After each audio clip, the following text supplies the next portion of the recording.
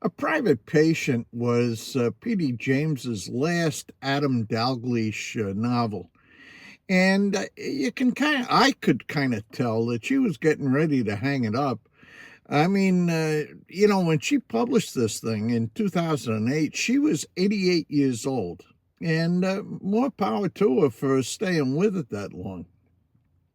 Now, she does a usual really good job at drawing characterizations of people. Very, very well done, very interesting.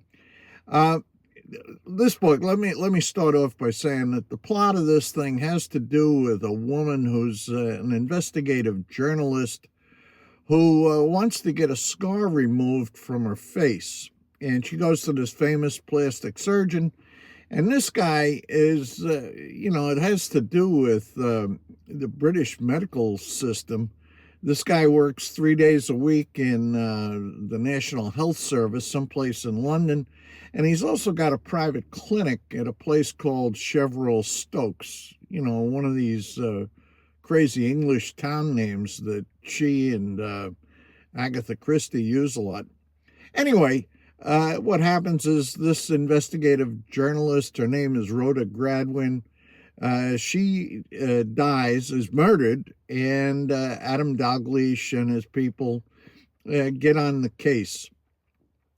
Now, once they're on the case, another body shows up, there's another murder, and, you've got the usual closed cast of suspects.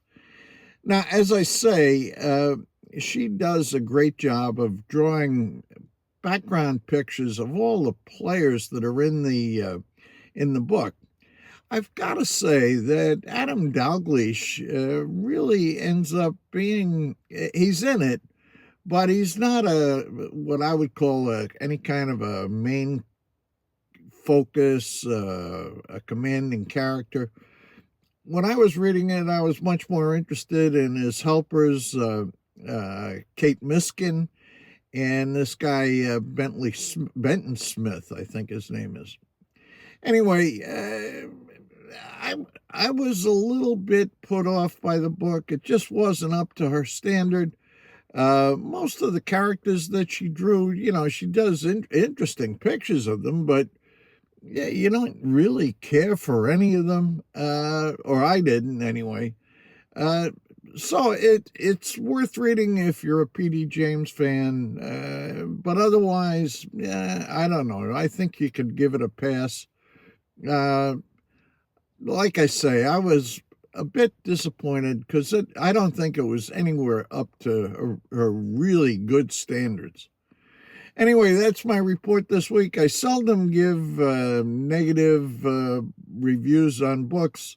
I don't want to waste your time with it, but, I finished this and I figured I'd let you know what my reaction was.